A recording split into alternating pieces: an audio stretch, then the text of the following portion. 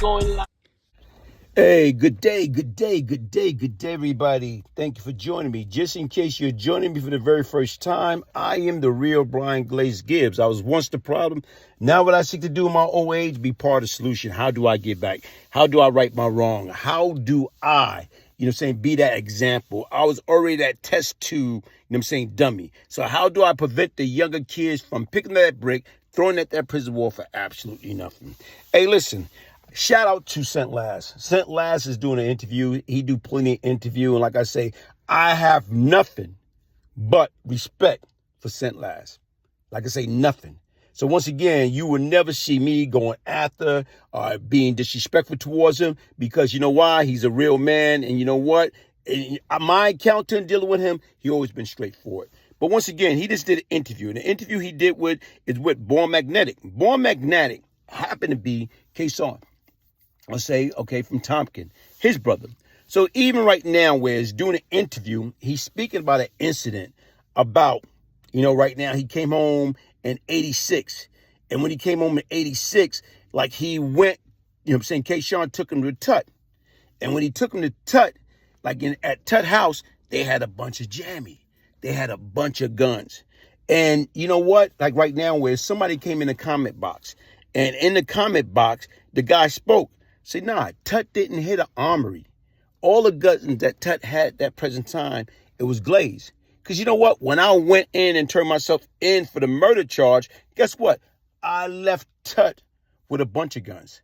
I used to hustle guns. I had so many guns that are ridiculous. I used to go down to the South and buy a gun for like nickel on a dollar. And I used to come back and sell it. So when I caught the body in 86, yeah, I left Tut with a ton of guns. You name it, I left it with him. And you know what? Right now, what I want you to do is I want you to listen to the words from Born Magnetic. And I'm going to put up a couple of comments that was in that same piece. And I'm going to come back and elaborate it. Because a lot of times you got people, they think they know what the hell they talking about. Some people do, some people don't. And somebody always trying to be messy. And there's this cat that came along and trying to be messy. And guess what? I'm about to spank him. Because once again, he don't know what the hell he's talking about. And I don't know, me and this guy never had no problem, but I know something about him. You don't come for me unless I send for you. So what I want you to do is check this out, and I'll be back. New York, and we got to East New York.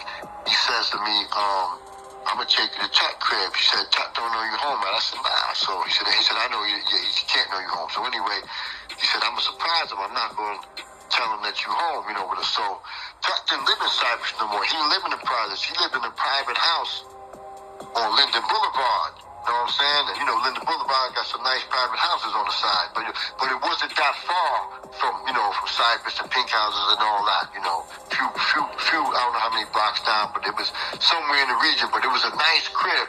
So anyway, he took me there, and we rang the doorbell.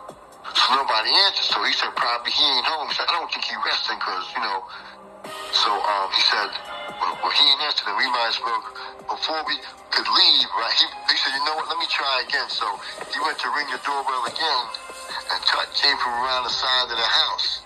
And he had a robe over his shoulders, but in his left hand and his right hand, he had two hammers. I think they was 2 9s and shit. I think they was, some heckler and patches or some shit. He had 2 twin 9s. I know but he had them shit pointed, one at me and one at Kay. But then he tucked them in his waist and he came and he hugged me and he hugged Kay, and he said, Kay said, yeah, I wanted to surprise you, let you know my brother was home. He said, yeah, but I told you, always call before you come, never surprise me like that, or you might get surprised and shit. Yeah, but and then he took me up, we went up in the crib, and they had mad hammers, man. He had a treasure chest in his room, a real treasure chest, and this shit had mad hammers in it, you know what I'm saying? I'm talking about twin everything, twin 357s, twin 44, twin 45s, and all up in kind of like tray 8s and 9s and all kinds of shit, but they wasn't all his hammers. Some of those shits was K hammers, but back in the days, Tutton them hit an armory and had a bunch of hammers, so he had mad hammers, bro. I had like the pick of the litter, like anything I wanted, they would let me choose or whatever, but that's family. But I just came home, so I wasn't really like trying to get back into that, all that suddenly or whatever. But yeah, man, they had it. Okay, you just heard, what my man, Boy Magnetic. He don't know, and in case Sean didn't know. So what he was trying to say, there was K and Tut guns. No, those was my guns. So once again, here it is. This brother came in a comment. Okay, shout out to Stephen Brown 9446.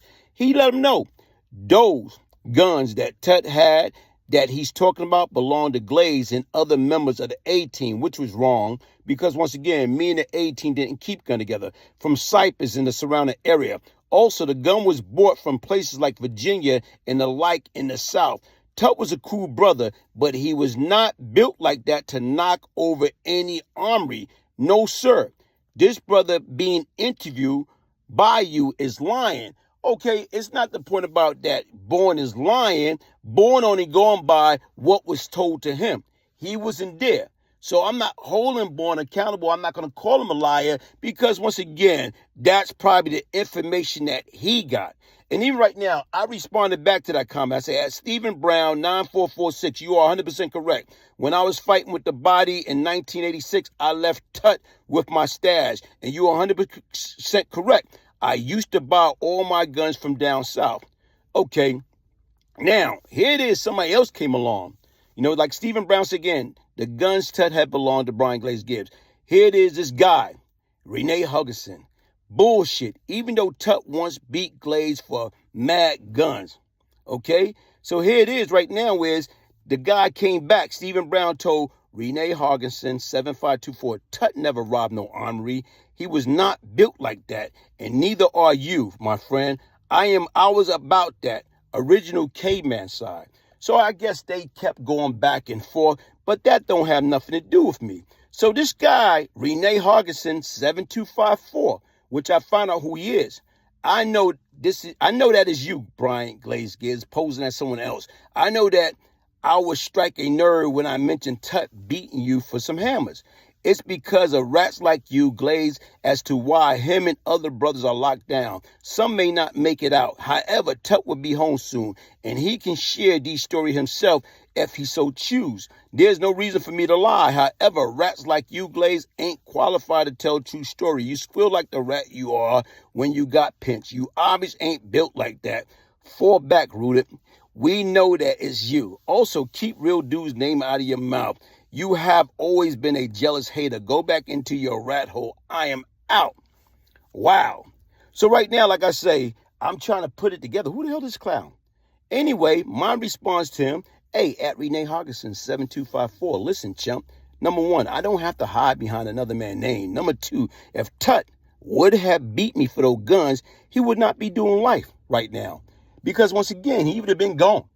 I didn't play that. He gave me some lame story after I got acquitted. And right now, when I came for the guns, he said right now and he lost it in a raid. And I accept that. But if I knew that he was lying to me at that time, he wouldn't be doing life. Okay? Number three, most of y'all chump was all pussy. Little guy Tony, you know what I'm saying? Right now, he placed pink houses on the map. And then it came to me. It dawned on me who you really are. You are Kent Powell. Hey, Kent, how you doing? It's been a long time since your Maytag days. You the only cat I know when we went away. Guess what you was doing? You was washing clothes. Right now, you was washing everybody's clothes. Everybody was beating the living daylight out of you. And not only that, you was receiving it. You became a sex slave. Cats was hitting you in your butt and in your mouth. So right now, chump, you gonna talk about me? I'd rather be a rat. I'd rather be a snitch than be a Maytag. To be, sucking people wee-wee and getting plucked in my butt. But you want to come on, brother. Don't come for me unless I sent for you, you cartoon character. Hey, listen, folks. Whatever's in the dark eventually going to come to light. I don't got to make shit up. I am who I say I am, and I am not proud of the person I was. But with this cartoon character calling me, yeah, you're right. I'm a rat.